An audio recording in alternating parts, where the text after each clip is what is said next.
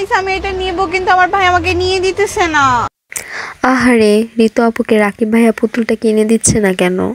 এখন তো নেয়ার বয়স, তুই এখন বড় হয়ে গেছে, এগুলো বাচ্চাদের। তা আমি কি বড় হইছি? হ্যাঁ। আমার মাত্র 12 বছর। তাহলে আমার 5 বছর। ঋতু আপুর যদি 12 বছর হয় আর রাকিব ভাইয়ার যদি 5 বছর হয়ে থাকে তাহলে তো আমার জন্মই হয়নি। তাহলে তুমি যাও এখান থেকে এটা কিনে দিয়ে যাও। না রে আমি যাব না। আল্লাহ আল্লাহ কি করে? আচ্ছা দিব দিব দিব দিব দিব। সরি ভুল হয়ে গেছে। দাও তাড়াতাড়ি দাও। আচ্ছা চলো চলো। ঋতু আপু তো সত্যি বাচ্চাদের মতো কান্নাকাটি শুরু করে দিয়েছে, মনে হয় পুতুলটা কিনেই ছাড়বে। গাইস এই বয়সের মেয়েকে আমাকে পান্ডা কিনে দিতে হচ্ছে। প্রাইস 20। 600 টাকার দাম।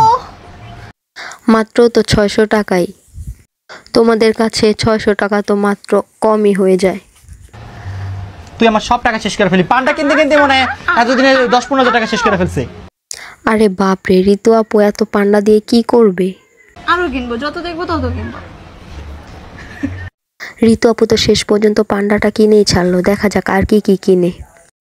আজকে মনে হয় রাকিব ভাইয়ার অর্ধেক টাকাই শেষ করে ফেলবে। কি রে ভাই তুই ঘুরে ঘুরে কি দেখতেছস? আরে আমি দেখতেছি এটা কোনটা সবথেকে বেশি সুন্দর। তোকে মাত্র আমি পান্ডা কিনে দিছি, তুই আবার এটা কেন দেখতেছিস?